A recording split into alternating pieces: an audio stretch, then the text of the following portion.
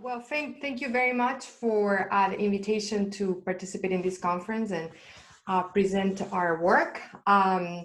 So this is joined with Yen Bai at University of Rochester and Gabriel Mihalake at Stony Brook. And the views here are our own and do not represent those of the Federal Reserve Bank of Minneapolis or the Federal Reserve System. So, continuing with the topic of the day of our conference here, I'm going to talk about debt crises, focusing on emerging markets, but thinking really about this large shock that we're all experiencing, and especially in emerging markets. So this epidemic, the COVID-19 shock. So there were some papers yesterday that were studying these sort of macro effects of COVID-19. So maybe it's gonna we're gonna end the conference with a little bit of a combination of the stuff from yesterday and this from today. Okay, so as I said, as we all know, I mean, there's the pandemic has presented huge challenges. Deadly, very highly contagious disease, and there's been responses from the government and also from society in terms of social distance measures and lockdowns to basically control the epidemic, control the disease, save lives. And the government has also engaged in large fiscal transfers to ensure citizens. It's fairly large in advanced economies. So the CARES Act, for example, is about 10% of, a little bit over 10% of the US. And I think I looked at some data from emerging countries, and it's sort of half of that, ranging, Asian countries a little bit higher, Latin American countries a little bit lower, African countries really, 1-2%. So much smaller fiscal government transfers in emerging markets. The other thing that is happening in and related in emerging markets is that many of these countries' governments are already starting with sort of fairly large levels of debt, and they have faced rising interest rates in terms of borrowing rates, and also some of them have defaulted too. So really, this has limited the fiscal space, and that's sort of part of the reason, I think, why we've seen the government responses to be much smaller and making it more difficult for them to really support citizens during this epidemic. So what we're seeing in emerging markets, well, all over the world, is this health crisis and economic crisis. But in some of these emerging markets, we're also seeing sort of a third crisis, which has, is being very costly traditionally for emerging markets, which is this debt crisis. So just a little bit of motivating data. These are the type of pictures you're all used to. So sort of the number of fatalities for a bunch of emerging markets here. It's grown a lot, and there's some countries that are, of course, this is not, I'll show you some data later, but basically the epidemic for emerging markets is getting to be worse than even the US, really, like Brazil, Mexico, India now. It's really, there's a lot of fatalities. Also, the actual deaths are likely to be higher than the official deaths. So some earlier articles suggested that these factors could be fairly large. So I think in the US it's something like 60% larger, the excess deaths relative to the official deaths. But those numbers, in Turkey, for example, some estimates suggested that it was a factor of 2, and in Ecuador, there was a sort of factor of 15. So the actual deaths from COVID are likely to exceed the reported deaths. So in terms of the debt side of things, so some countries have already defaulted, starting actually restructuring processes, for example, Ecuador, but Argentina, Ecuador, Lebanon, and several other African countries have defaulted on their sovereign debt. The countries that have not defaulted have experienced increases in their borrowing costs. So this is an example, again, of a few emerging markets. And so if you think about it, this is like 200 to 400 basis points increase in sovereign spreads. Okay, so what we're going to do in this paper is we're going to try to integrate this sort of sovereign default model and sovereign default framework and sovereign debt crisis with sort of a framework to study the epidemic. So the epidemic is going to follow sort of a standard epidemiological model where the population transits through groups from susceptible, infected, recovered, sort of similar to, related to the work, for example, that Martin had pioneered here in economics, and that is going to basically be the epi side of the model.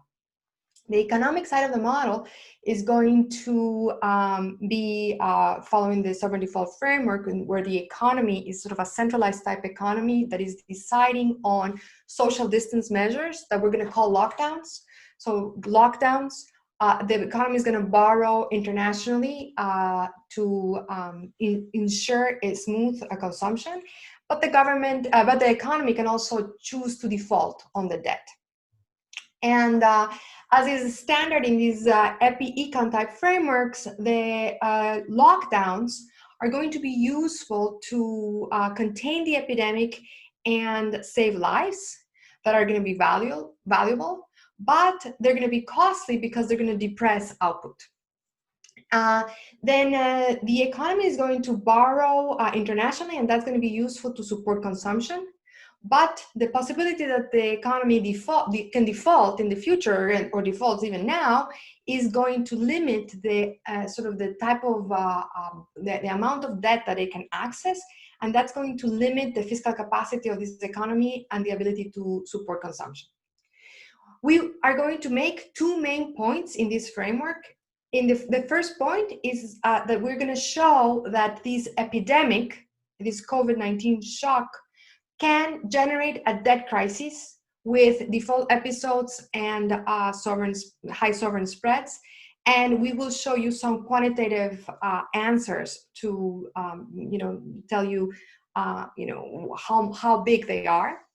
And the second point is that the inability to repay the debt, default risk itself, is in turn going to interact with the epidemic, because default risk, by limiting this fiscal space, is going to make lockdowns more costly, which in turn is going to mean that the lockdowns themselves are sort of less severe, less intense, which in turn is going to make the health crisis worse.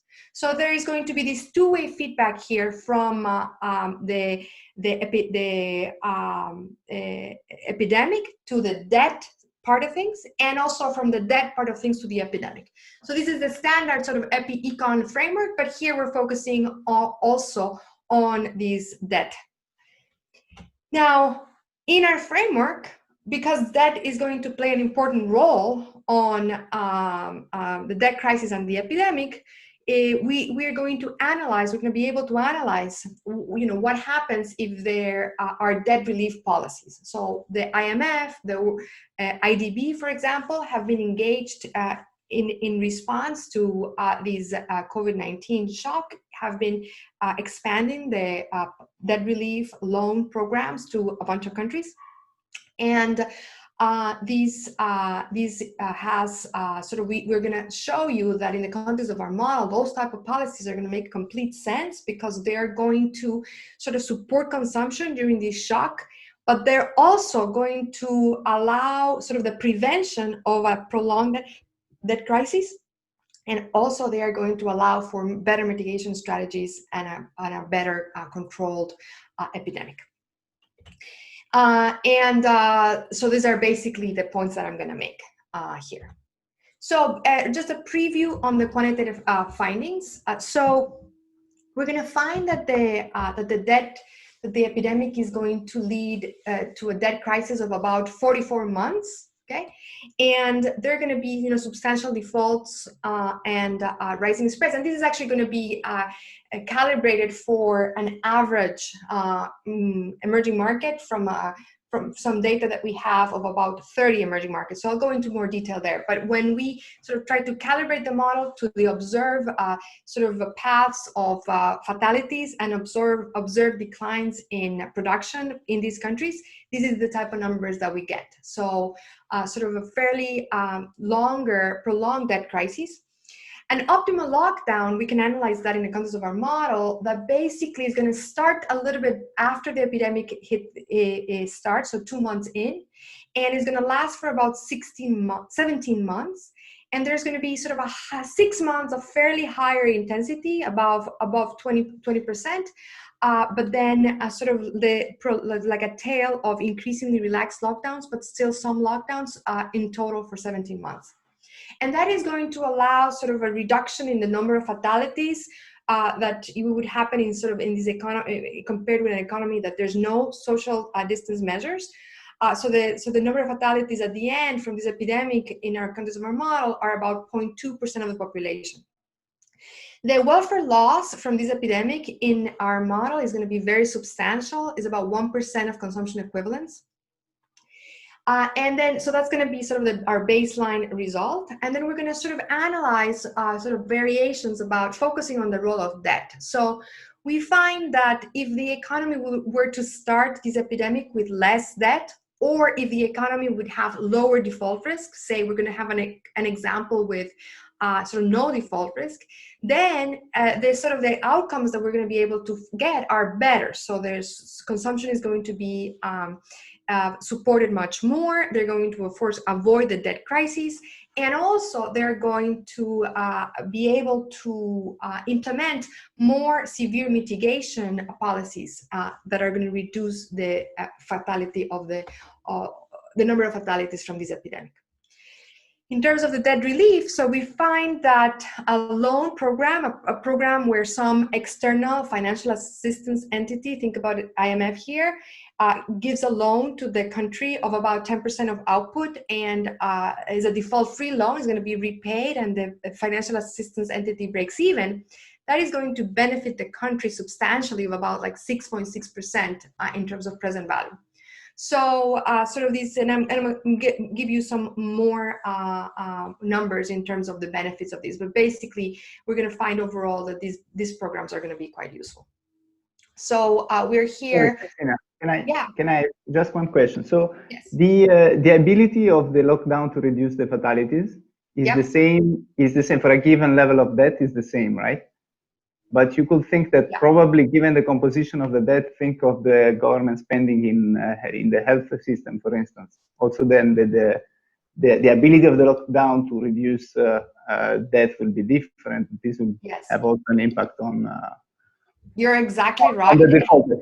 You're exactly right. So we are going to take the extreme assumption, I guess, and we're thinking about how to implement some of the stuff that you're saying. But here, basically, the government debt, the external debt, is going to be useful in the context of our model only for, if you will, consumption. Okay, it's consumption of regular consumption, if you will. We don't have a channel by which the government can, for example, invest in the healthcare sector, and then, which will have the feedback, which I think is very important, and that debt could play this additional role that can actually directly impact the how much COVID is going to be, how COVID is going to be handled.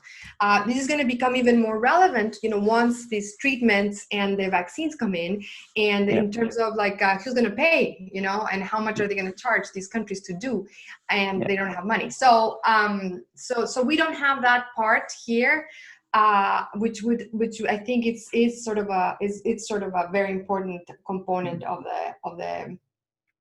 the story. But what we do have is that the lockdowns, that the mitigation policies that this economy imposes are going to depend on the extent of the debt policies and the debt availability that we do have. So in equilibrium, the lockdown will depend on the debt, but not, I think you got it. Yeah. Yeah. Okay, so we have sort of this growing literature on COVID, and we're building on this a little bit less on emerging markets, and I think that more should be coming, and I think might be coming. I mean, we think that the emerging markets, and we're starting to see with Brazil, Mexico, India, I mean, this is where potentially the most fatalities from this disease are going to end up. I mean, that was the case in the Spanish flu. So I think thinking about all these issues, and this is sort of like a question like Francesco was just asking, I mean, this is all very important. We are also doing, in terms of the debt relief policies, is gonna resemble a bit the debt buyback literature. And actually, Christoph in the morning reminded me of the work that they have, where we're gonna also assume in our model when we do the debt relief program that is going to be very senior. In other words, that is not going to be a defaulted program and defaulted loan, and that is actually consistent with what they find. Okay, so let's jump into the details here. So the model is going to be... I guess it also might change the incentives to restructure the debt. I don't know how that evolves in the model, but like with Argentina, I mean, Argentina didn't have many things to do, but like that, the incentives, I mean, that was the only thing they could do, try to restructure the debt. And I think the crisis kind of pushed the country into kind of making that the one only policy or the only one thing they could show that they were trying to do. So there is actually, I completely agree. And I think that our framework, and I'll show you, this is going to be a model of partial default where the government, maybe I say here, the government is going to decide every period on the intensity of the lockdowns, but also on the intensity of the default. So basically, for the people that are working on this literature, this is actually going to imply that the exit in the default episode is going to be endogenous. And so we are going to, if some interpretation of that would be, exiting the default episode through restructuring. We don't, the rules of the game are not changing because of COVID, and I'll show you, but actually this is going to change the sort of the effective haircut that the government ends up getting during the restructuring. And I'll show you that. Maybe that answers some of your question, Pablo. Yes, thanks. So we have, this is the government borrows international. So the government is just a centralized planner, if you will, that is borrowing for the whole country. And they're going to borrow international, default on the debt, decides on these lockdowns, think about it as more generally social distance type measures.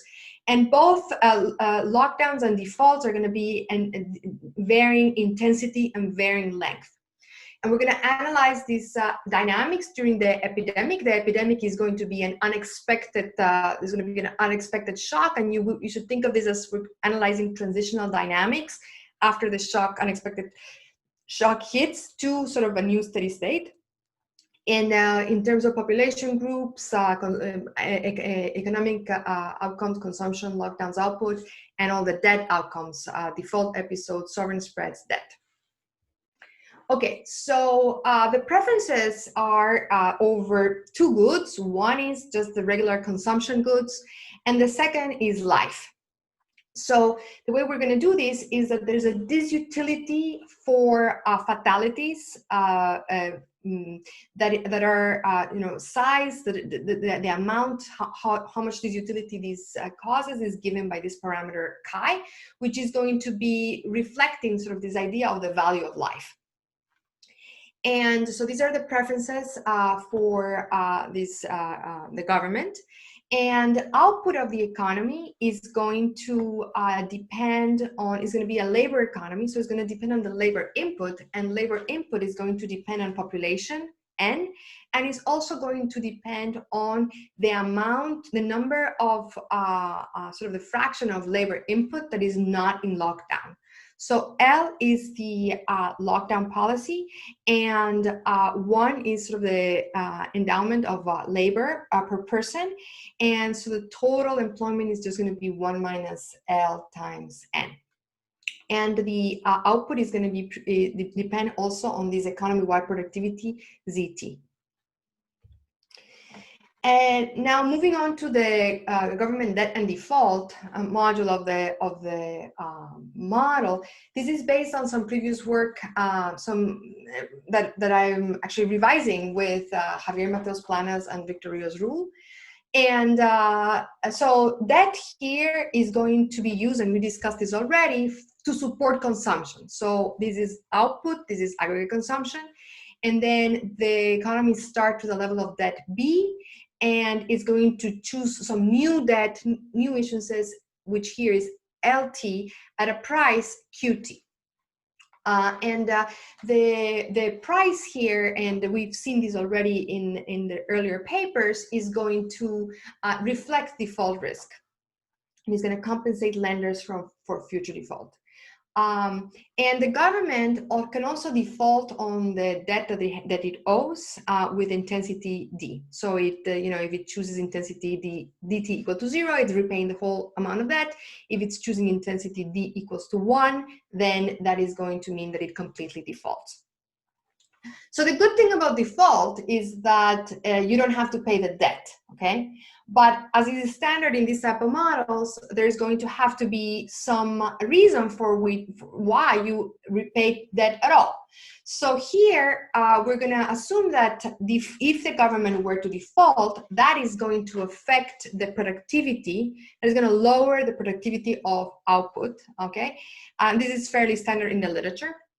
And on top of that, we are going to assume that these loss in terms of productivity is going to depend on the intensity of default. So larger defaults are going to be more costly.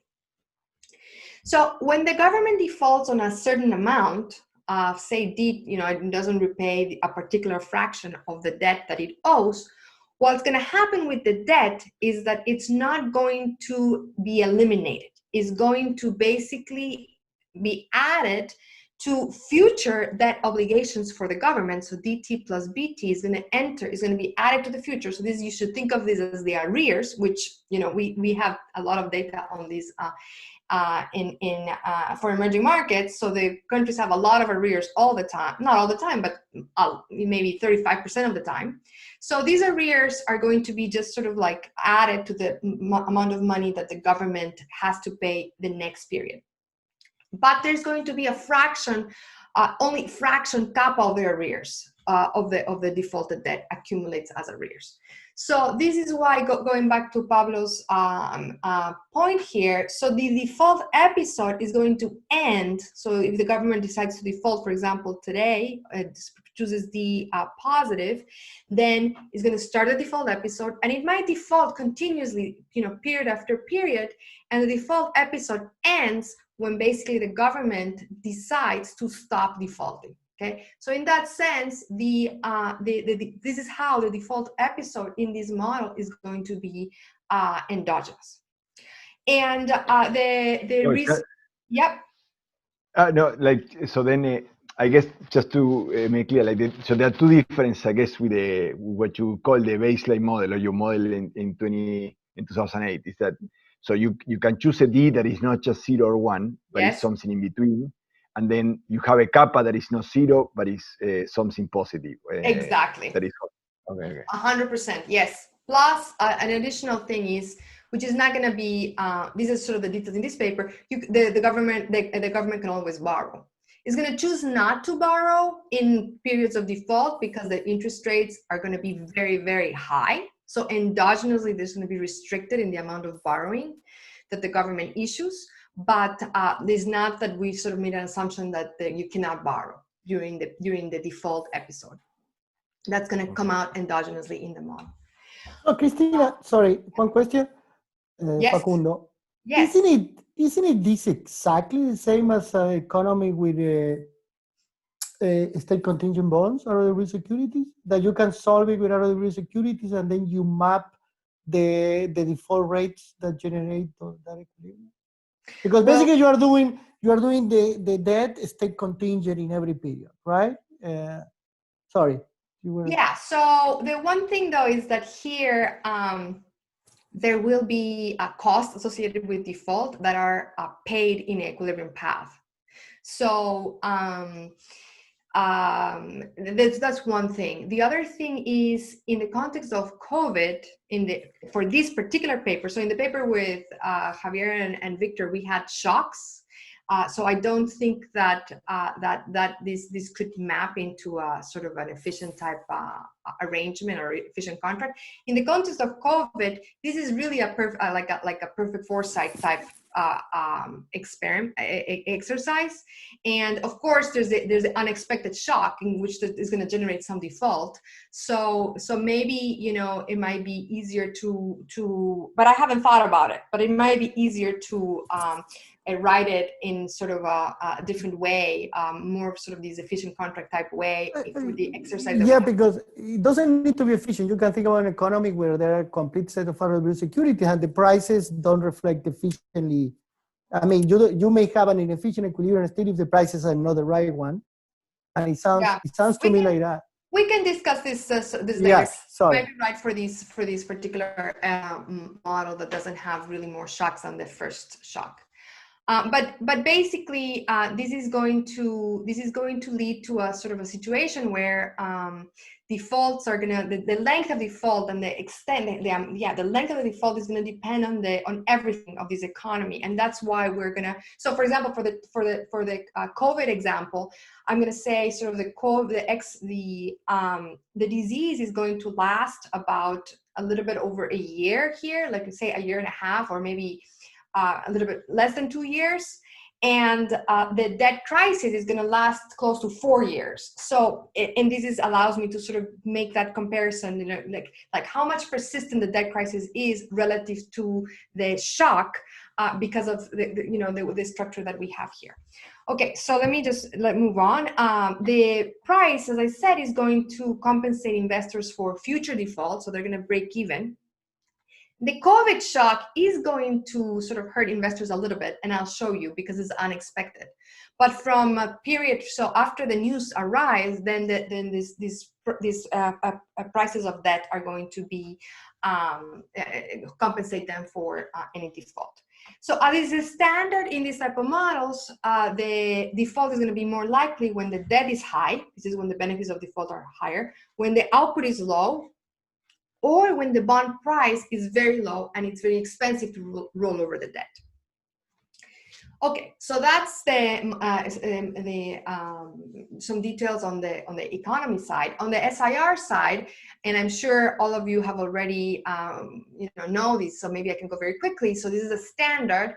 Population starts, everybody starts as a susceptible, then they transit to infected, and then they transit to either recovered or diseased. And a key building block in this type of models is this how the new infections are created. And we follow basically the simple, this is actually the statistical SIR model. We're gonna, in the next slide, I'm gonna show you how we modify it.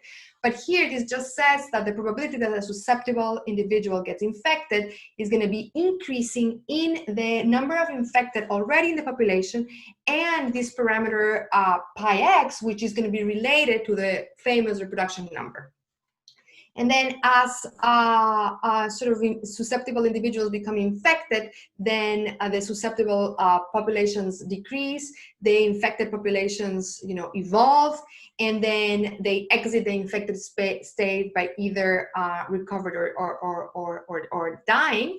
And we've sort of assumed here that the probability to die from the disease is going to be depending on the amount of infected. And this is basically to encode these healthcare capacity constraints.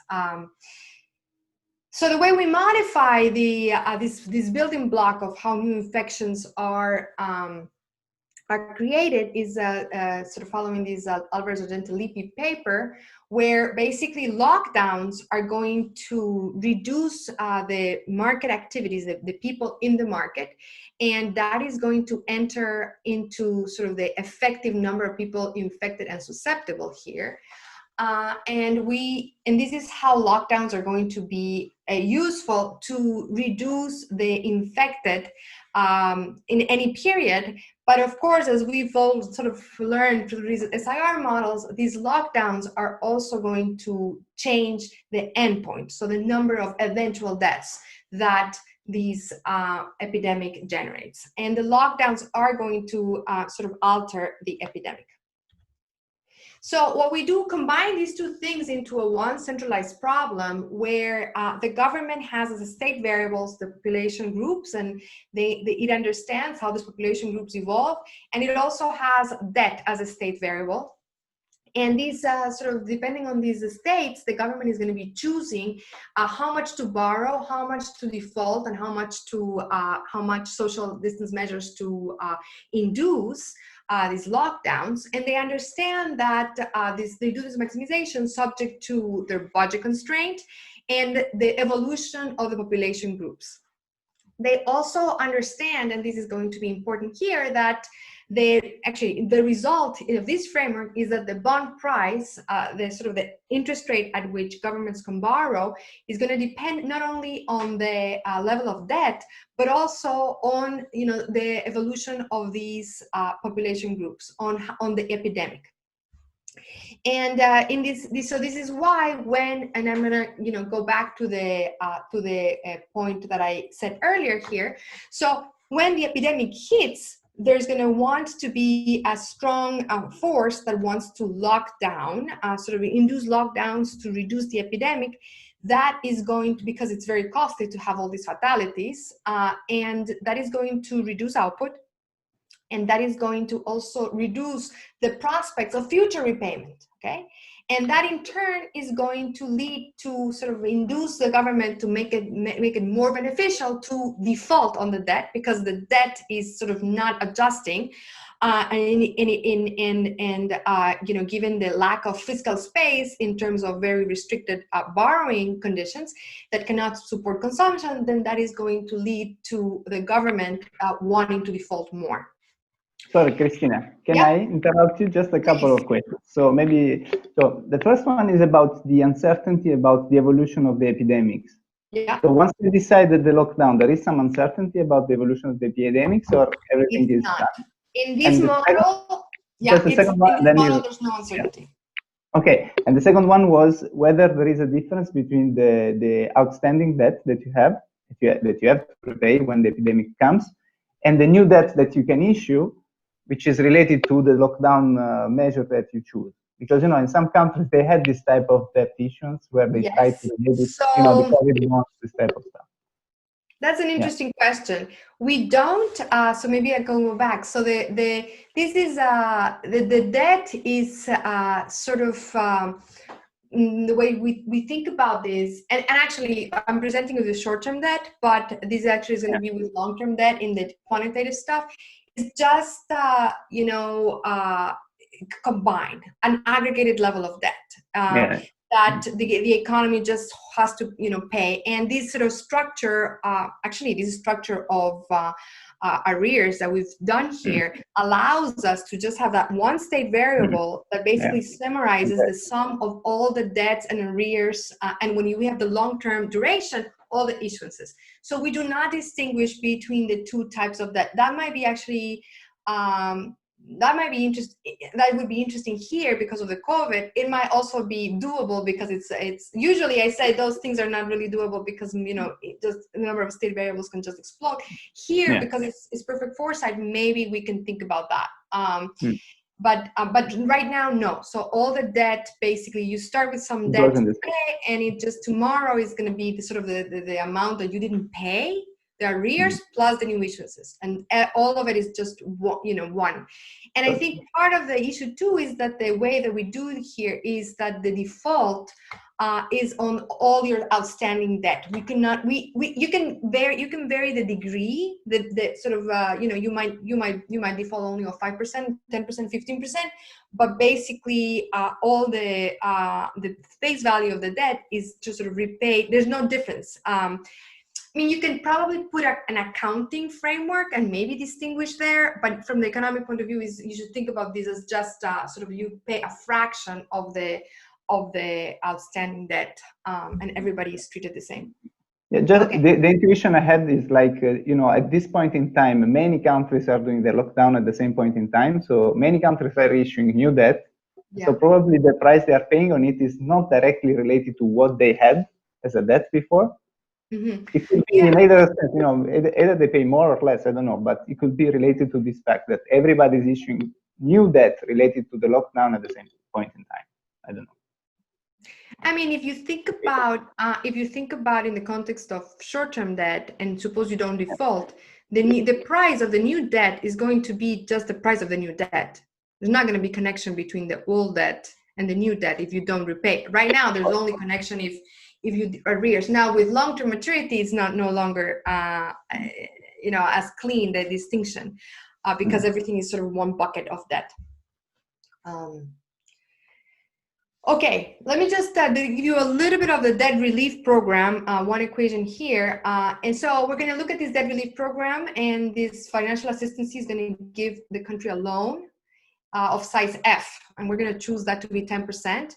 And they're going to pay back without default. They cannot default on it in perpetuity, okay? So they're going to pay R times F, but they're going to have a grace period, and the grace period we're going to put in is 2 years, okay? So so the country gets the loan, then they don't pay for 2 years, then they pay forever. That's sort of the program, and we're working on maybe modifying the terms of the program, but this is the program that I'm going to be showing you results for. And the key thing is that when you have this debt relief, so when you have this sort of cash coming into your budget, that is going to change the policies that the government chooses for default, for lockdowns, for borrowing, for consumption. So it really can have and that's what we're going to analyze, an impact on all the equilibrium objects here.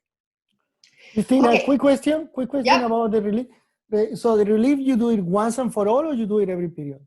We are considering a one-time debt relief program. Actually at time 0, but it doesn't really matter if it's time 0 or we've done it. Yeah. No, I was wondering if it affects the willingness to lend. If it happens, if you expect that it's going to happen more in the future, it could have an effect. Yeah, I agree. But yeah. Okay. I agree. Here, no. Here we don't have that. We just have, it's announced at time 0.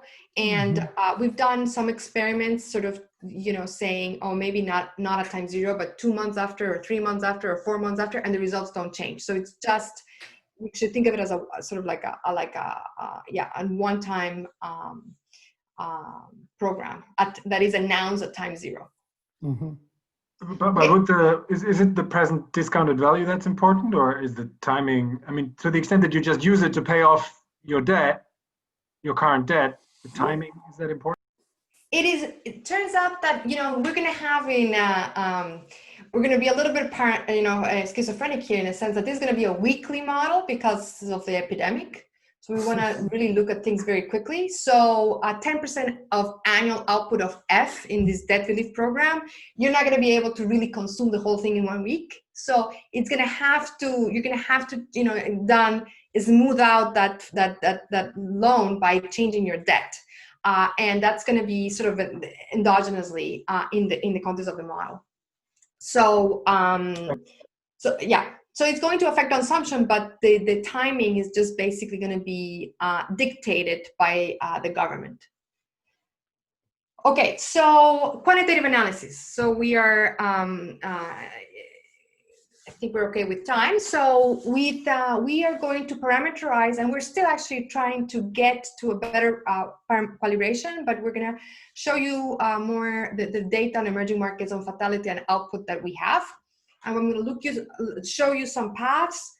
I'm going to show you the role of financial conditions, less debt or no default risk. Things are going to look better, and sort of end with the debt relief program.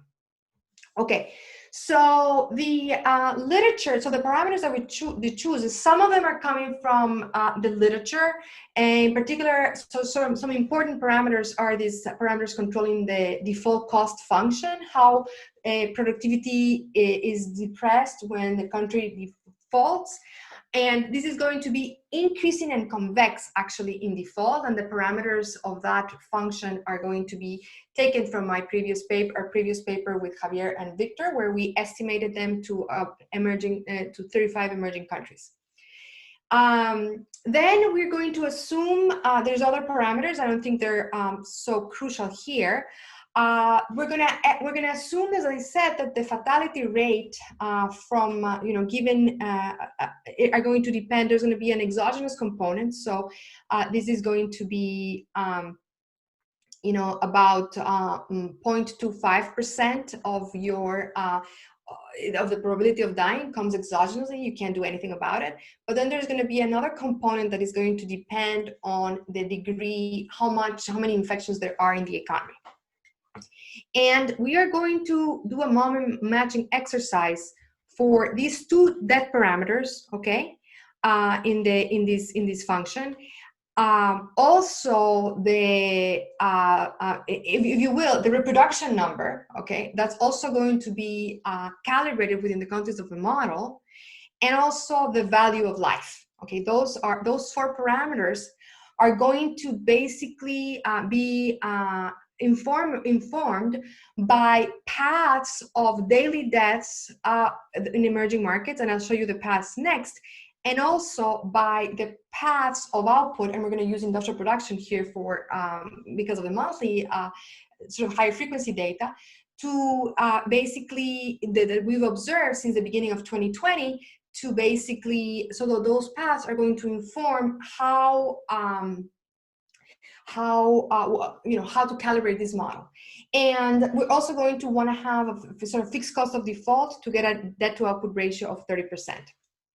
We find that the type of reproduction numbers that we get is like the reproduction is 1.55, which is sort of lower than the initial estimates, say, for example, from the Diamond Princess, that was 2.3. The case fatality rate, which is gonna be between 0.25 and 1.1%, conditional on being infected. The value of statistical life is going to be consistent with estimates for emerging markets, sort of actually 88%, a little bit smaller than the value of life. And then, as I said, for calibration purposes, we are going to use industrial production for output, and we're going to adjust the observed reported sort of fatalities from COVID by a factor of 5, okay? So this is actually a big adjustment. We are now at the same time, the types of estimates that we saw, say, from this New York Times article, but we are trying to get a better excess death data is not so far. So this is what we currently do.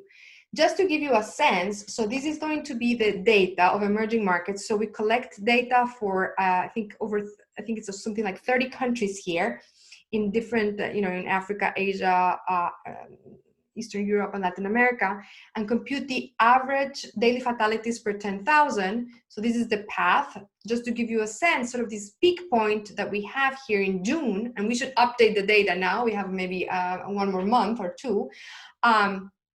Is 0.05 deaths per 10,000, which is sort of equivalent to 1,500 deaths daily in the US. So this is going to be sort of close to the peak of actually our disease. So the disease in our emerging markets is going to look as a little bit like the US. In terms of industrial production, the declines are relative to the earlier in the year, and these are again sort of about large. We've seen these large drops of about 20% for emerging markets. So this is what we calibrated. This is the sort of the promise. So we use this data to basically parameterize our model. And many of these moments are already calibrated, but not all of the whatever 10 points that we have here. So the model also gets the timing right for the increasing deaths and the decline in production.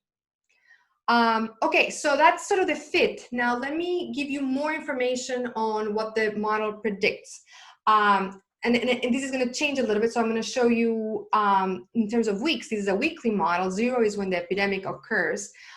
You should think of today as basically close to 25 weeks from the beginning of the epidemic, which is March 1st. in the context of the data of the emerging markets that we have actually. So, so the event, this is actually total fatalities relative to population. So, we in our model, this is sort of suggesting that we're maybe halfway there in terms of fatalities. Unfortunately, still ways to go. So, in total, the death toll from the epidemic is going to be actually 18%. This is on the right. You see the resulting optimal lockdowns. So they have this shape that we've seen in other papers. So sort of a period of time that is fairly intense, and then long 17 months of lockdowns, and but basically minor lockdowns towards the end. What happens in terms of the economic variables? So this is output. So output here is going to basically reflect the lockdown shape that I showed you before, and is also going to depend on the default. Okay, so the main action here is on the lockdown, and consumption is going to be reduced not as much as output, but still 12% reduction in consumption here. And it just goes back actually much more slower than output. Now, this is on the right is the partial default measure. So we find that this is sort of one of our main points, that the epidemic is going to lead to a default crisis, a debt crisis, where the default episode here is going to last, so up to, I have 3 years here, and eventually it will go back to 0, and the total number of months of the default episode is 44 months. And you see here that the default is going to be a bit more intense during the intense lockdowns. These are the collection of all the paths, so I want you to maybe focus a bit on the paths that I didn't show you before. So let's look at these infected, for example. So we see that the sort of peak of infection is about 2%, and this is substantially reduced from if there would be no mitigation at all, which would be 7%. So this is, as is standard in these type of models, these social distance lockdown type measures will flatten this curve of infections. Also, look at this debt path. So the debt actually, so there is an increase in debt, part of it because of the arrears that they're accumulated over time, part of it because of the new debt, but basically there's a very small increase, like 2.5% increase in terms of the total level of debt here. And also we have high spreads. Okay, this is a summary of the baseline. And so the population disease, as I said, is about 18% of the population. Let me focus a little bit on the welfare that we haven't talked about before. So as I said, this is a very, very costly event for the economy, about 1% in consumption equivalents. That turns out to be about 50% in present value of output. Okay, so if you think about the 48.8%, large costs. As I said, the lenders also suffer, okay, but the magnitudes are just different orders of magnitude. So the lenders lose about 1.1% from this epidemic, and the country loses 50%. Okay, so this is sort of for the initial level of debt. Remember, I started the whole economy with a level of debt of steady state, where actually there were no spreads. The spreads were 0 prior to the epidemic in my economy. Okay, so it was sort of a very benign economy. If you change the initial level of debt, the outcomes in terms of the disease and the lockdowns, the length of lockdowns and the length of default is going to change. It's going to depend on the initial conditions. So that's what I wanted to show you in this plot. So this plot over here is basically, say for example, this red line over here. Let's do the blue line, sorry. The blue line here is the diseased, the proportion of the population that are diseased eventually from this epidemic as a function of the initial debt. So we started with 30% debt. That's the sort of close to 18% that I showed you in the previous slide. Okay, but you see that if the economy starts with less debt, their diseased are going to be, there's going to be less diseased. And how do they achieve that? Well, they achieve that because the lockdowns are going to be, a bit longer. Okay, so the initial level of debt is going to matter for the epidemic. The initial level of debt matters a ton for how large the debt crisis is. So we started, 44 months of a default if you have 30% of debt, but you see immediately that, if you have 50% of debt, then the debt crisis can really spike to, over 10 years in terms of length. And also not only you default more, but also you default longer, but you default more. And this final thing on this part is just the cost in terms of output. So this is maybe this is too complicated, but the cost of output when the economy starts with a small level of debt is driven mainly by the lockdowns. The cost of output if the economy starts with a large level of debt is driven mostly by the default costs. So sort of the composition of output also is different. Okay, so this is another comparison. So this is going to say, this is our baseline. But actually, when we started this paper, and I already showed you this table before, but when we started this paper, we actually had a previous calibration to the Diamond Princess numbers, okay? And that said that the reproduction number was 2.3. That's what we did, okay? So what we did now is just a comparative static. And what you see here is that these in the interaction between the comparative static of how the epidemic affects the debt crisis. So you see here that with a more contagious, more deadly disease, okay, more contagious here actually, disease there's gonna be more deaths from the disease. There's gonna be stronger lockdowns because sort of the loss in output is going to be bigger here because the economy wants to save these lives. There's too many deaths and the value of life is very high, and there's going to be a huge debt crisis. Okay, so instead of 44 you have 135. And I actually resonated when Francesco asked me, there's uncertainty, okay? So we don't have uncertainty. We think in our model right now that, the reproduction is 1.55, reproduction number. If there would be some uncertainty, I mean, it would be interesting to study, okay? Maybe things are gonna be, you don't really know how bad the disease is in the beginning, and your response is gonna sort of depend on that type of uncertainty, which I find actually quite interesting here.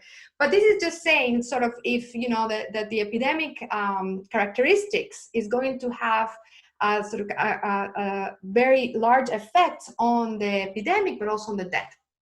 Finally, here we have this bond economy, which have the same parameters, the epidemic parameters as the baseline, but we're basically shutting down the possibility of defaulting.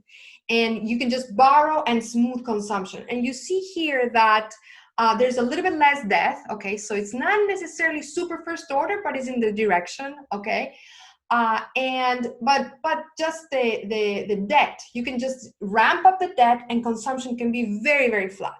Okay, so you basically improve a ton on the consumption side, you avoid defaults, and this is sort of a very large fiscal space, then you do better in terms of the health crisis. Okay, so in the last part is this debt relief program. So I showed you already the details on this. And so let's go to so remember, this is 10% at the time is announced at time zero of output given by this financial assistance entity. And it's a zero net present value program for the entity, and the government, the economy is going to repay back in perpetuity.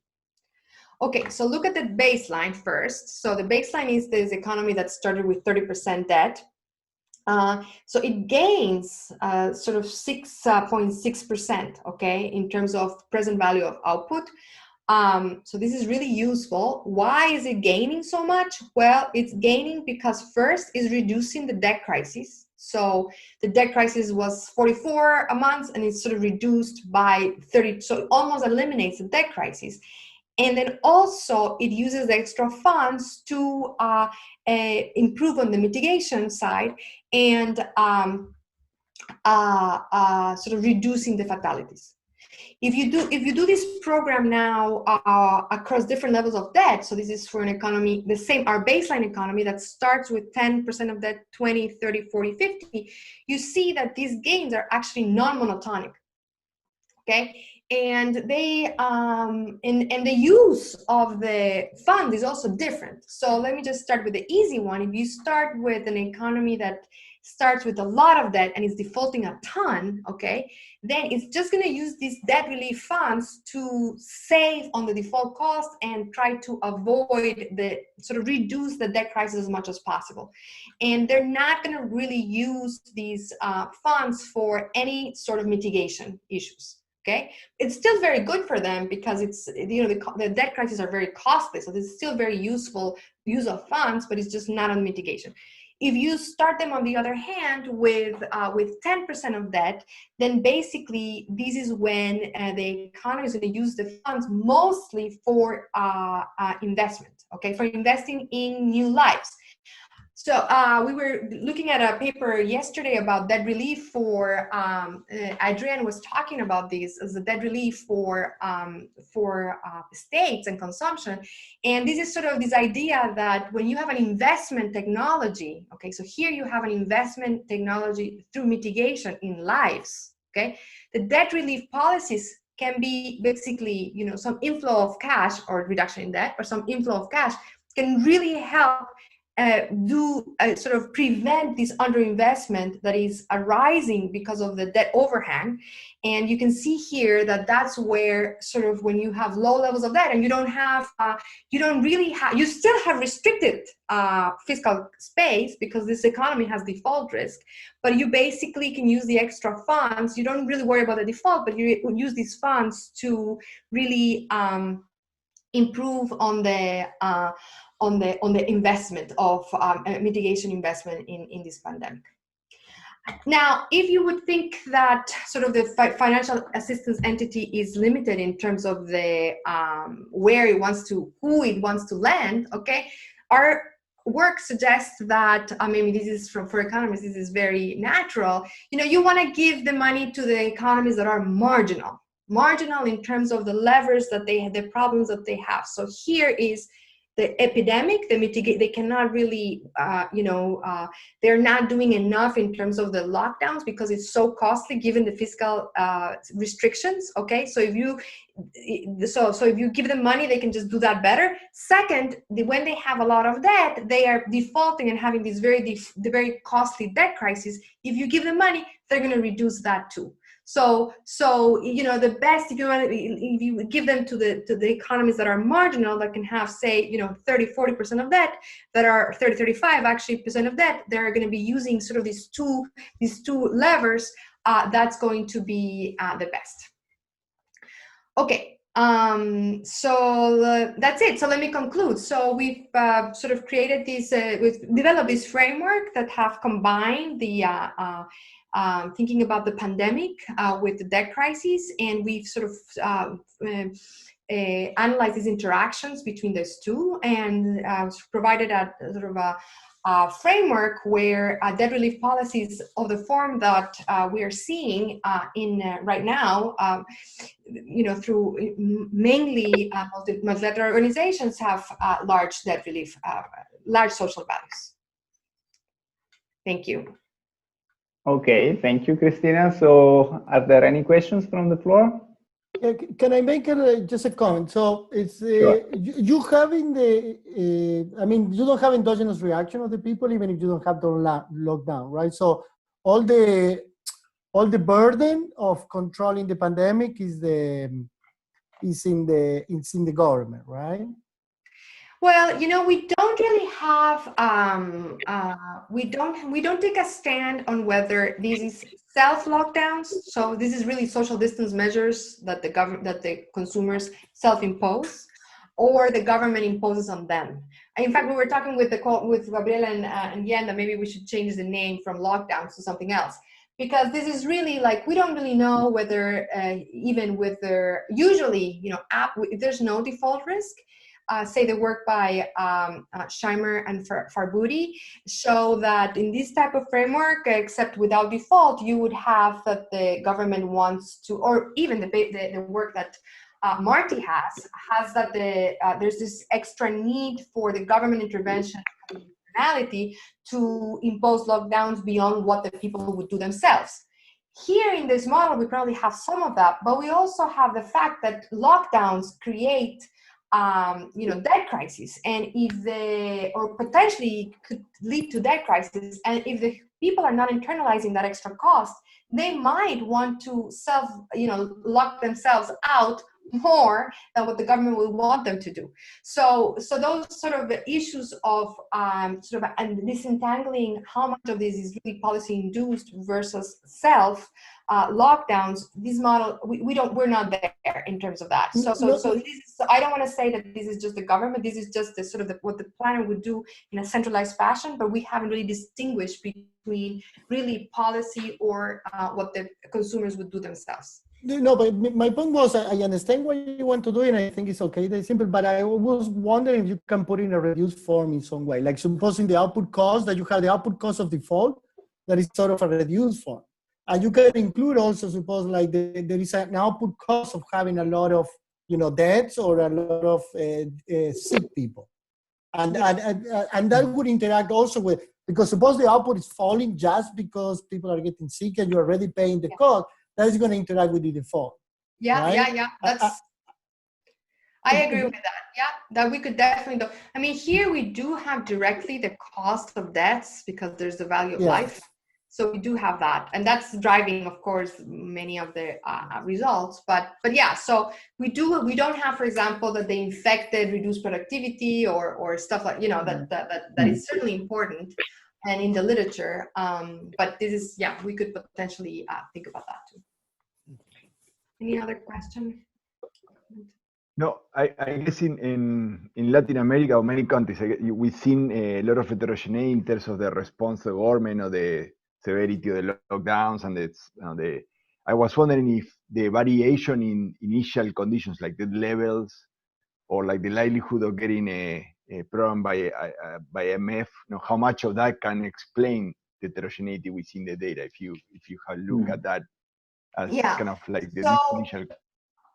So I think that so the way we we're approaching the data, and this is the stage that we're at, right, trying to basically use the model to connect more with data. The way we've looked at the data right now is to the average emerging market, and we're sort of thinking about the comparison more for like average emerging market versus, say, developed economy that doesn't have the debt crisis. That's the type of comparisons we're doing right now.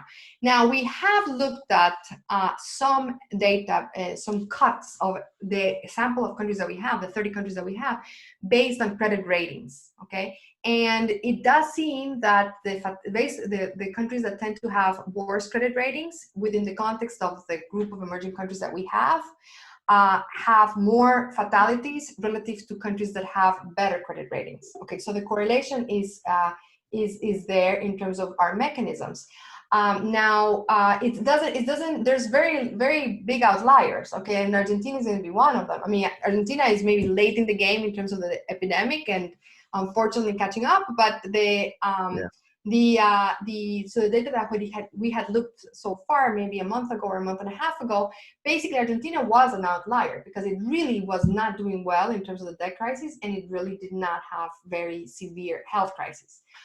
So it's not going to look. So there are going to be some exceptions, and if you think about our sample of countries, I mean, we don't have something like masks or testing, which is going to be super important if you want to bring in the Asian countries doing so much better in terms of the health. So I think that so we've done some of that, but I think that to really look at the initial conditions, especially if you want to bring in countries like the other emerging countries in Eastern Europe or Asia, you do want to bring a second type of heterogeneity, maybe sort of the ability to deal with or the experience dealing with the epidemics before, and then sort of try to tease out how much of the debt is really accounting for the differences. And we really have not done that. All right, thanks. But I think Argentina is catching up. But so like I went, but unfortunately, but yeah. Thanks for the answer. I think it's very clear. Thanks. Cristina, just one counterexample could be the case of Greece, because actually there, the default risk has been still quite high, but it is one country that has adopted one of the most stringent lockdown and very early. And one of the reasons, maybe it's just anecdotal, is that they know that the health system is so bad that they couldn't allow the epidemics to start. So this will be just a counterexample with respect. Yeah. No, I think that that's interesting, and I think that Argentina until recently was another counterexample, and I'm not sure what's going to happen with Argentina, in the next couple of months. But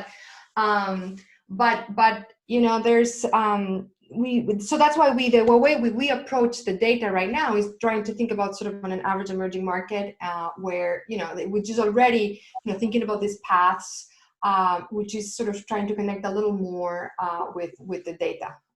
But I agree that this other more heterogeneity is definitely super interesting. But your model doesn't really get the hump shape in the spreads that we saw in the data, right? You get these long protected rises in default intensity.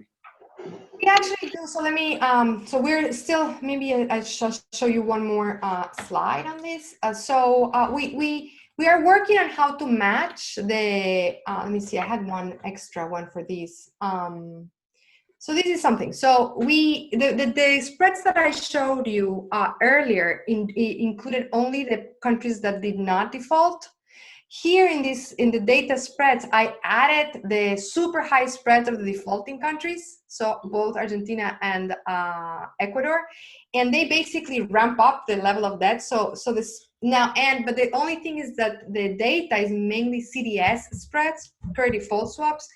So what we do in our model is we sort of convert it to our paths of default. We price a CDS contract based on this work by Salomao, and then try to compare it with the data. But the issue here is that in the data after countries sort of default, there is missing.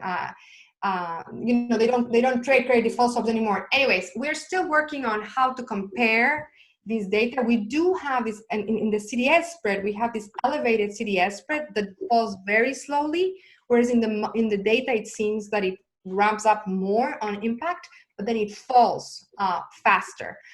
So we're, but again, we're sort of like thinking about how to compare these the best way.